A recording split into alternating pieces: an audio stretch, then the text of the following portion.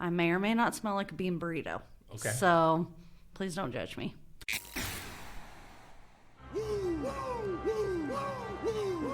What? Did we just become best friends? Yeah! One is a t-shirt queen, and the other is an SEO and web developing ninja. And both of these squirrels are a little nuts. You're now listening to the More Gooder Ideas podcast, a show for the small business hustlers worldwide, encouraging you to be your most authentic self. This is the place where your whole story matters. Come for the tips and stay for the fun. Now, your hosts, Angie Patterson and Jay Smith. I want to inform anyone listening, we are, possibly for the last time, still recording at the Louisville Free Public Library. Woo. In their great little recording space. There is a robot summer camp going on right outside for 9 to 13-year-olds, which I got to witness about 20 minutes of and watch the unfortunate volunteers who have the greatest of intentions try to get 9 to 13-year-olds to actually focus on something for an hour. It's actually quite adorable. Oh. But it got pretty loud out there, so we will probably have some childhood laughing, screeching, Somebody getting attacked by a robot. window licking going on behind us. There's going to be some sort of childhood tomfoolery happening in the background. But that's fine. I had a big order to do some merch for a pool party this weekend. Oh, Yeah. What is that? So a friend of mine does boudoir photography. Cool. She specializes in body positive shoots. Okay. And she throws a pool party every year. Cool. And it's just a way to mingle with people. They rent like a water park, so there's nobody else there. They have a DJ and a photo booth and a place where you can go and be in your bathing suit and feel comfortable and not judged. And I'm really looking forward to it. That sounds awesome. That sounds like a lot of fun. So let's just dig right in. So I'm so excited Yeah. about today's topic. yeah, me. I was, and then I got weirded out, and then I got reinvigorated. Yeah. So our listeners are going to need some backstory. All right. So what is the topic I texted you shortly after our recording last week? You said the title should be, Are You Down with ICP? And some of our listeners may know what that means, may not. But in my mind, the only thing that means is Insane Clown Posse. Okay. Yes. So, all right. So let me back up. After our recording last week, we decided, hey, we went a little too structured. We want to pull it back in. So I said, okay, instead of having a bullet point of all these topics we want to cover, I just want to give one overall theme. We'll both bring our thoughts to it next week. So I was like, ideal client profile or ideal customer profile. It's a huge thing that you need to know. As a business owner, it can absolutely change the trajectory of your business. So I texted you, I was like, and I applied a cute little name to it. You down with ICP? Yeah, you know me. It was a couple hours later, and just out of the blue, I was in the car with Susan. We were going somewhere, and I get a text from you, and it says, oh, yeah, Juggalos. Here's a Wikipedia article. And I was like, cool. I mean, yeah, because, I'm talking about professional wrestling. I'm talking about Deion Sanders, like Juggalos. Cool. Okay. It wasn't 5 hours later when I finally made the connection, and I was like, she sent that because of ICP. So today's episode is not only your ideal customer profile, it's also a little treatise on the Insane Clown Posse. Yes. So I wanted to, for those who don't know who the Insane Clown Posse is, I did want to bring up Wikipedia, shout out to Wikipedia, to just give, I feel like they summarized it the best of what Insane Clown Posse is. So if you don't mind you cannot me, have some sort of familiarity at all. that's what you would think. But Insane Clown Posse, often abbreviated as ICP, is an American hip-hop duo formed in Detroit. They perform a style called hardcore hip-hop or horrorcore. Right. Which is a little bit different than maybe the kind of hip-hop music you hear on the radio. Yeah, true. So after I recovered from realizing what had happened in our mistranslation, I dug in on the Insane Clown Posse a little bit, and I'm like, these guys are marketing geniuses. They've been around for a very long time, since the late 90s. Their fan base is incredible. Die hard loyal. Die hard loyal. It's small-ish in comparison to, mainstream musicians. Yeah, right. But they have collaborated with a lot of very well-known musicians. Mm-hmm. They've beefed with a few well-known musicians like Eminem and I believe Kid Rock, who's also from Detroit area. Who hasn't beefed with Kid Rock? True. Yeah, he owes me $5. But whatever. I let it go a long time ago. It's cool. Don't worry about it, kid. There's several documentaries out there on them, and I watched one called A Family Gathering from 2009. And it's a well-produced documentary on their annual gathering of the Juggalos in, I think it's Castle on Rock, Illinois, which is the middle of nowhere. I was really awed by what they've done, the story that they weave through all of their albums, the Joker cards that they came out with, the tropes of heaven and hell. I read their entire biography. I watched A Family Gathering, and a couple of items really, really stood out to me. First, like I was saying, the storytelling that they've woven through all of their discography, the way that they are unapologetic in who they are. They have not changed. They have faced a lot of scrutiny from law enforcement, from the writers from Rolling Stone and Spin and all them are brutal. Like, they have hated them since day one. And I think they're at the bottom of the list of the most, the worst band of any genre or whatever on Blender or something like that. But they have not veered. That has not caused them to change course whatsoever. They are who they are, and they always have been. So, the one thing, and it's Jay Killa and Shaggy 2 Dope, those are the musicians, and they're in a tent with a whole bunch of their fans during this festival. It's like a 3-day festival. And he announces to the crowd, I know you all have been waiting for a solo album that I was going to put out. Things are happening where I can't put that out. We're going to put it on the shelf. And everybody's like, oh, boo. Boo. And then he says, but we brought enough copies for all of our family here. Are you kidding me? That gave me cold chills, literally. Right. When I saw that, I was like, God, that is brilliant. Because, I'm sure musicians have albums cancel all the time for whatever reason. What a way to put a positive impact on it. And yes, it's going to help your business. The lifetime value of all of those customers, their fans, that just further endears them to you. It's a brilliant move. I was just incredibly impressed by the whole thing. I think, to your first point, I think that is what has created the loyalty, is there is a little bit of an underdog story with them because of the criticism of not only them as a musical group, but that particular type of music, that particular genre is not super mainstream. Sure. And I think that's what has built their loyalty, much like in a small business, is having a really specific point of view, knowing who their fan or their customer is. And like you've said to me before, when you do that, your tribe comes to you. Absolutely. So their fan base, also known as Juggalos or Juggalettes, are extremely loyal to that because they know what they're going to get up front. They know they're always going to get the same guys with the same mentality. Oh, I agree. Musically, they're not my cup of tea either. Even though I'm a big fan of hip hop, it's just not my style. It's been a long time since I've been interested in the very loud, scream in your face, that kind of stuff. But their fan base is, it's working class. It's Indiana, Ohio, Pennsylvania, Michigan, Midwestern. It's a group of people that is so easily shit upon by everyone else. Ooh. They're easy targets. Because, people not knowing a thing about them love taking shots at them. And I think it made a situation where a band who could unapologetically say, yeah, this is how we are, and it's fucking awesome. Yeah. And that brought their tribe to them rather than them just, this is what's really hot in hip hop right now. Let's just do that. There's 2 more stories that really spoke to me here. First of all, they sued the FBI. Because I think it was in 2000, it was like 2010 or so, the FBI actually classified Juggalos as a gang. Now, on first glance, you're like, cool. Like, that's awesome. I'm going to market the shit out of that. And, guess what? My fans are a gang, blah, blah, blah. Well, the artists are actually speaking in an interview, and they're like, that's not the thing, though. When you're classified as part of a gang, and they actually talk to an army soldier, and they're like, oh, that's right. That can cause you a lot of problems if you're in the military. You can't be in a group that's classified as a gang. Right. And, if you've got the tattoo, that's a problem.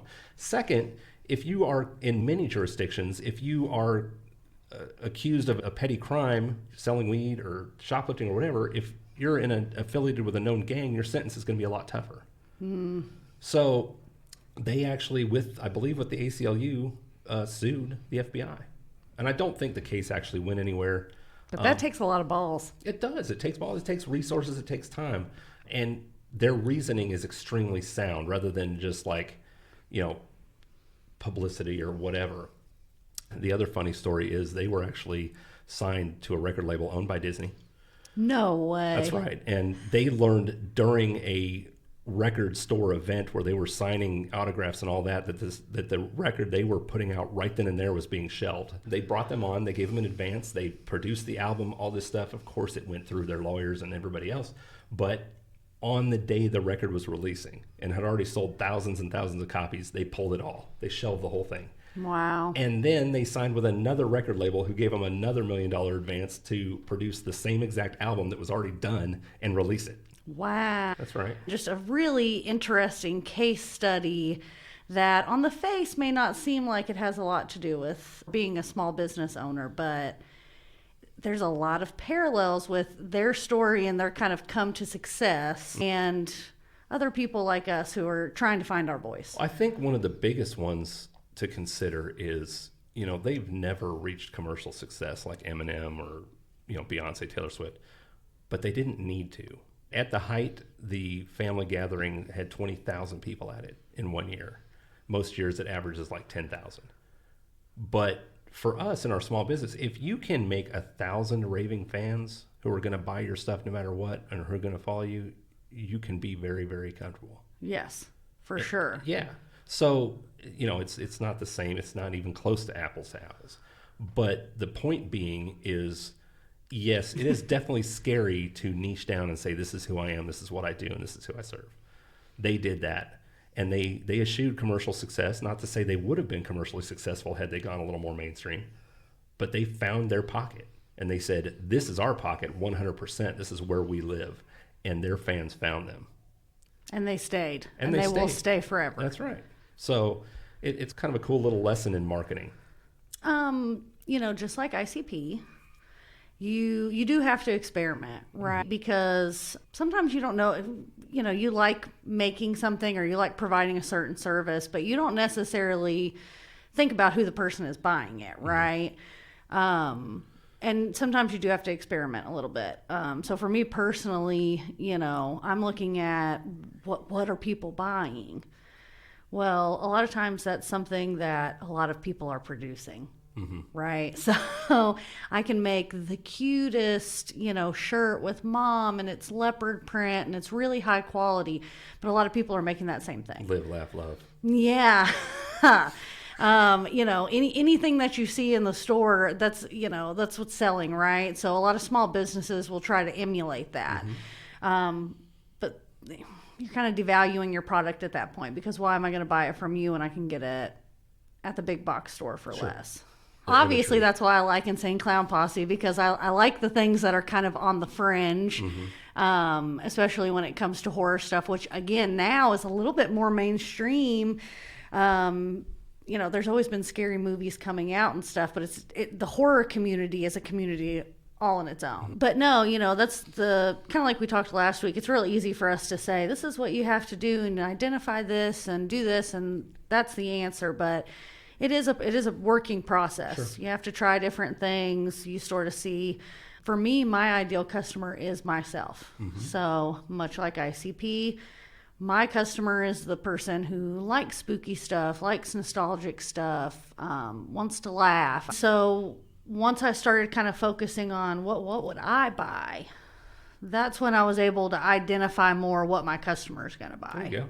I think a lot of us, especially creatives, when they start a business, I think in many cases they are their ideal client profile.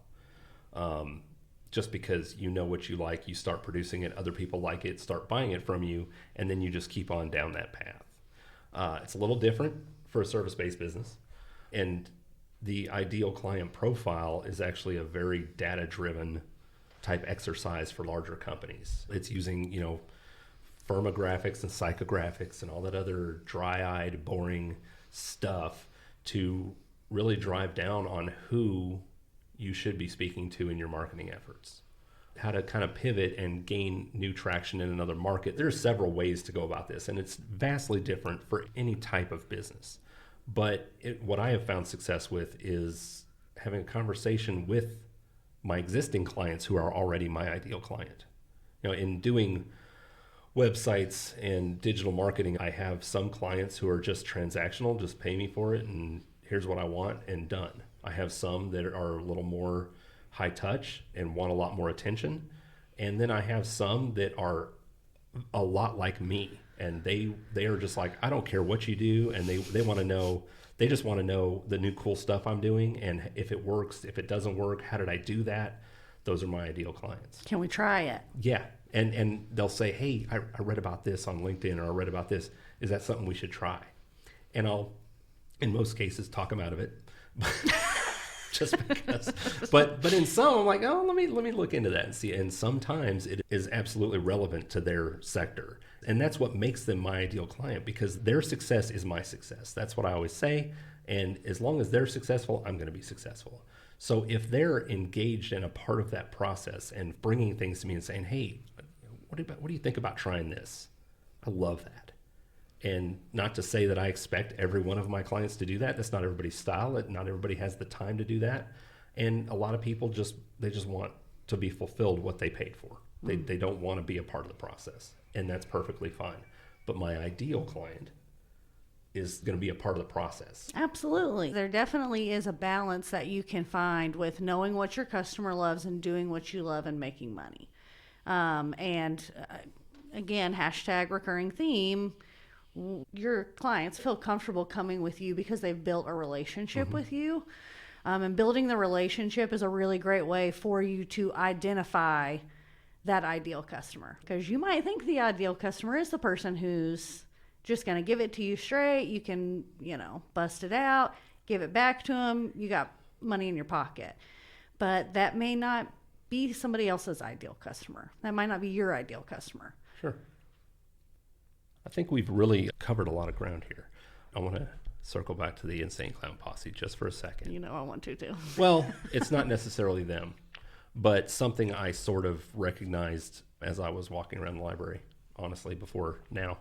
And it just struck me. I was like, and I've done this a lot of times in the past, and I always marvel at it, where I know nothing about a subject. It's just, yes, I have familiarity with the term, but I haven't dug into it. I haven't looked into it because it just hasn't bubbled up to the surface or caught my attention like 1,000 other things do. And once I actually engage with something and dig in and start reading all about it and looking into it and checking it out and talking to people who are involved in it, it's amazing once you dig into anything, just the layers and just the depth of it. Like, it took me, I wasn't even 20 minutes into that documentary on Insane Clown Posse. It was like, look at all these parallels to what we're talking about. And had you not brought it, I never would have even looked into them, to be honest. Welcome. I know. We are not one-dimensional. We're multi-dimensional. That's reason number 1,000,000 why you really need to figure out who your customer is. Because just like you are not one thing, your customer is not one thing either. Right. I have my ideal customer, but I have to remember that they are not just one thing. And I'm not just one thing. So I really can embrace the duality of myself and show that to my customers as well. Oh, see, now I have to use that meme where the guy's going, and his brain is exploding into the universe. There's always a balance with your business, right? There's Sure. so many things you have to kind of find the middle ground on.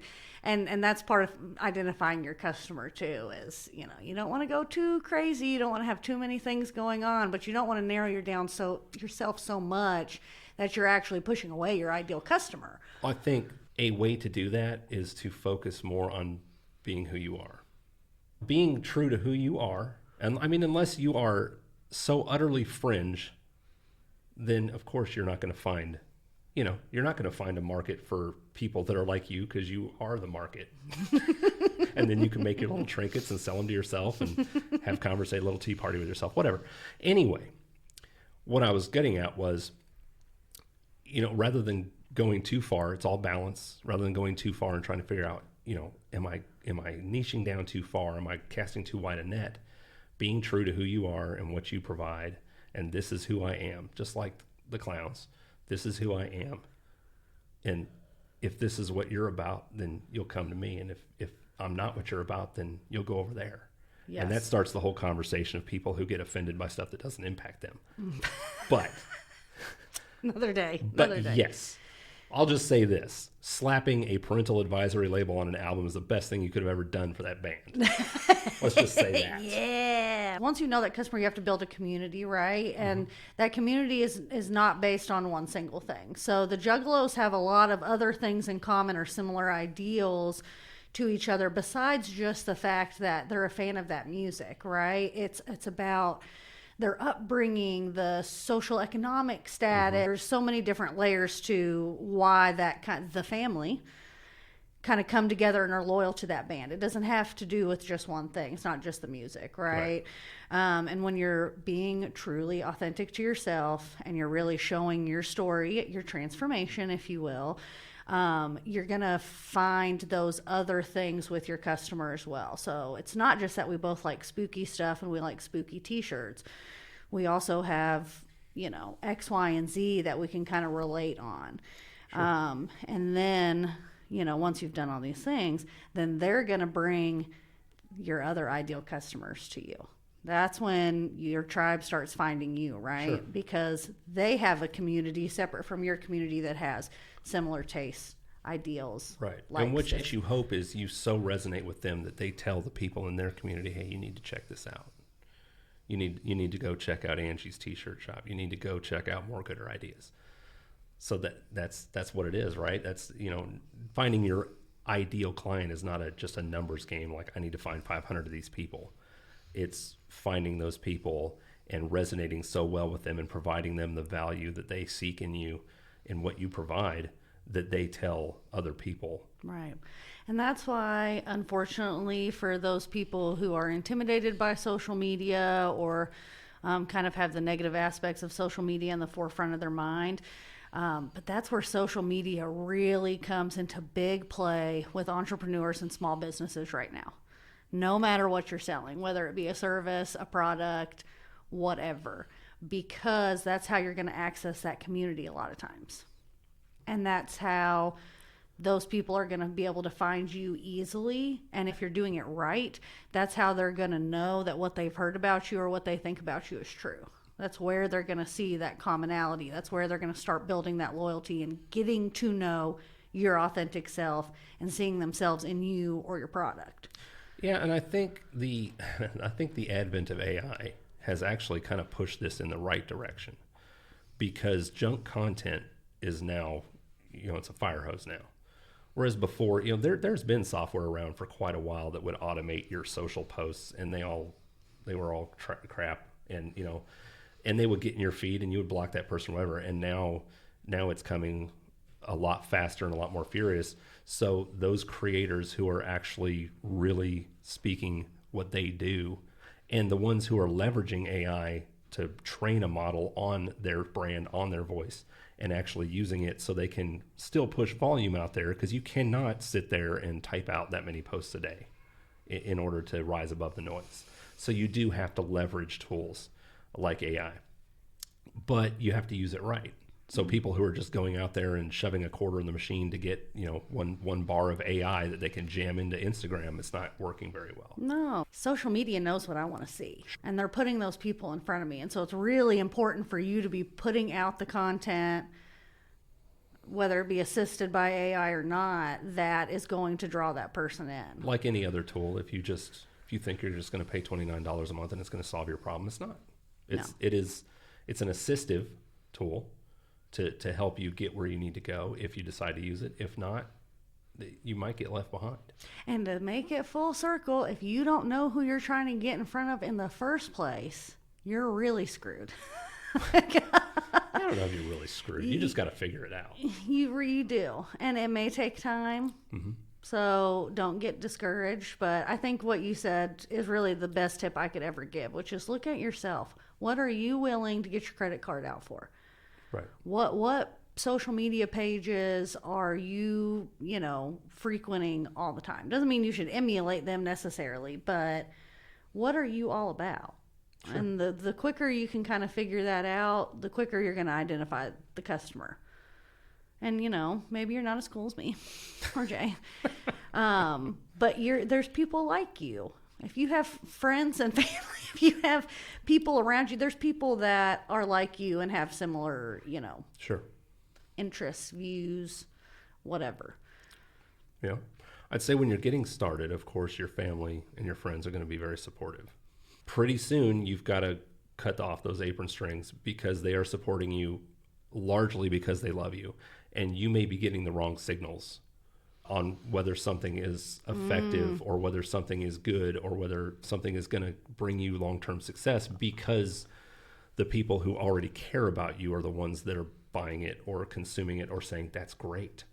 It doesn't mean your family's full of shit, but you've got to pivot. I know it's not feasible for a lot of people, but that's why vendor events or just kind of in-person opportunities to sell to my customers and meet people has been really impactful on my business. So if you have the ability to do something like that, maybe it's not a vendor event, maybe it's a pop-up, or maybe it's just going to the businesses you frequent or, community events that you frequent to get some of that feedback in real life too. I would say it's critical. Oh, yes. If you want to succeed with products, you get instant feedback when someone picks something up in front of you, looks at it, comments on it, or just kind of, You get those instant physical cues. You cannot get anything like that on social media or a website sale. Yeah, and you're learning more things about your customer that maybe aren't exactly like you, right? I'm using myself as a model. These are the things I like and love. I meet Jay at a vendor event. He comes in. He likes and loves some stuff. He's going to buy some stuff from me, but he's also giving me cues about what else you're into. I would take one person standing in front of me telling me what they thought of my stuff over 1,000 likes. Okay. I have my customer, right? My customer likes spooky stuff. They're, mid-30s to mid-40s. They might be a parent, and they're really into nostalgic stuff, right? I am not going to go to the primitive art fair and set up a booth because my customer is not there. So what is a primitive art fair? Primitive art is kind of like... I feel like I'm going to give a terrible information. So like coins and arrowheads? No, primitive art is just like more rustic. Okay. Kind of. Like Shaker Village type stuff? Yeah, okay. kind of. Okay. And again, that's awesome, but that's not my customer. Gotcha. So you may know this is exactly who my customer is. This is exactly who I'm selling for, but you also have to be able to, put two and two together and utilize that information to put yourself in front of the right people. I like to do shows that are a little bit more diverse as far as the crowd because I do hit on a lot of different things, right? I'm going to use the information I know about my customer to get the most bang for my buck. So I'm going to go do the Halloween festival that's outside of the haunted house where everybody showing up there is going to have at least some interest in the type of things I'm making. If you've already identified your customer, you already know who it is. Now, are you putting in the work to put yourself in front of them? That's just me personally, so sure. That's what I can speak on. But just like the Insane Clown Posse, they are not going to start booking corporate meeting events. That'd be awesome. They're doing things where that working class person who's wanting to let out a little bit of steam, that's where ICP is going to go. So are you really marketing to, let's say, teenagers? You have a product or service that's really to teenagers. Are you going to get on LinkedIn and start creating, trying to create connections? Become a LinkedIn lunatic? That's not your ideal customer, right? You're going to get on Instagram, you're going to get on TikTok where those people are, and you're going to put your content in front of them. That's true. It's 100% true. Whew. Are you exhausted? I feel like I'm working my core so much this episode. I'm trying to be a little bit off the rails, but also a little bit on the rails. They forget that I said I smelled like a bean burrito at the beginning of the episode. They can't forget it because it's going before the actual intro of the episode. I've already decided that. If you know me, you know I smell like a bean burrito. They don't judge me. Pretty much always. You should bottle that. like that chick from 90 Day Fiance who sells her farts in a jar. What? No, that's getting cut. Cut I don't know that. what Yeah, the please fuck. cut that No, part out. I don't even know. Most of the words you just said, I don't even know what you're talking. I don't know what 90 Day Fiance is. I'm an onion, Jay. I have a lot of layers, and that's what makes me authentically me. Okay. And that's what brings my tribe. People who fart into jars. People and or people who buy farts in jars. And or it's both. See, you're expanding your audience. I'm really putting my feelers out there. I'm trying to find some more customers. Is it a specific kind of jar? I don't know. I'm pretty sure it's from another country, so it's probably not, a regular old ball mason jar. I wonder if that's like, trying to smuggle in exotic animals. Is gastrointestinal distress that comes in from another country, is there any sort of issue? Do you have to identify that when you take it to the Right. post office? Like, is there batteries in here? Is this a jar full of someone's farts? I'm telling you, we're in the wrong business, is all I'm going to say about the farts in a jar. Because that lady's living high on the hog. That's one person. That's like saying I'm in the wrong business. I should be Elon Musk. I'm not going to, deciding it is not going to happen. Way to circle it back around, because that's another thing is there's going to be that one person that's exactly like you, right? There is that one person who loves everything that is this color, this style, whatever. Again, you have to evaluate, is that your ideal customer? Because maybe you don't want to make everything that's purple, right? Maybe you like farts in a jar, but that's just a fart in the jar of all the things that you love, That may have overtaken Bean Burrito for the intro. I don't even know what I'm talking about I'm going to put anymore. that before the music, and then I'm going to cut out all the other references. So everybody's like, what the fuck is farts in a jar? That makes no sense. Forget Insane Clown Posse. The theme of this episode is farts in a jar. Negative Ghost Rider. Let me ask Okay. you a question as somebody who's more in the service-based industry, though. How do you identify your ideal customer, right? Because all sorts of people need websites. Right. The way that we approach it is mainly by crafting our message. So the look and feel of our website, what we say on our website, what we say in our social media, and that draws people to us who contact us, because when you're looking to have a website built, in most cases, you look at several different providers. Or you may have seen me at a BNI event, or Canopy, or speaking at something, or I work with your kid at Atherton. So basically, I am on brand at all times, whether it's in my socials, on my website, or in person. And people tend to just organically find me that way. I have also honed it over time by working with dozens of clients. And like I said, figuring out who fits best with the way I work. Who do I provide the best services for based on how they are and what their expectations are when I'm speaking to a potential client on what is the actual goal. So if you were to wrap that up in a nutshell, would you say that being your authentic self is the best way to find your ideal customer in any business? I'd hesitate to be that direct about it and say this is it, as if that's it. In my case, I think it is. And in many people's cases, I think it is. And I think it's never going to hurt you. Right. It's necessary anyway to know who you are and to be true to who you are and stick with it, so you don't have to remember what you said, right? The old honesty thing. If you're always honest, you don't have to remember what you said. Well, if you are who you are and you portray that in every situation, you don't have to keep track of, when I'm at this event, I'm this person, and when I go on Instagram, I'm this person, because those things are eventually going to trip you up. And you're going to end up working with the wrong customer. And you're not going to provide them a good experience. And that will have negative downstream effects for you, because they will either leave a bad review or they will tell people they know that they didn't like what you did, and they won't become a solid referral partner. I think knowing that you're working with the right type of client and that you are the right solution for them helps prevent that in many cases. That's great. If we weren't friends, I would still definitely be more drawn to you to help me with my Google stuff than somebody who's maybe I can't relate to as much. Sure. That's interesting. I like to hear that perspective. Cool. We ready to wrap it up? We have covered a lot today. We have gone from bean burritos to the insane clown posse and all the way around to your ideal client profile. I'm Jay Smith. I'm Angie Patterson. And you've been listening to the More Gooder Ideas podcast. We'll see you next week. Bye-bye. Thanks for checking out this episode of the More Gooder podcast. Make sure to follow us on Instagram and Twitter at More Gooder Ideas and search us up on Facebook, the More Gooder Ideas podcast. And don't forget to like and subscribe on your favorite podcast platform so you never miss an episode.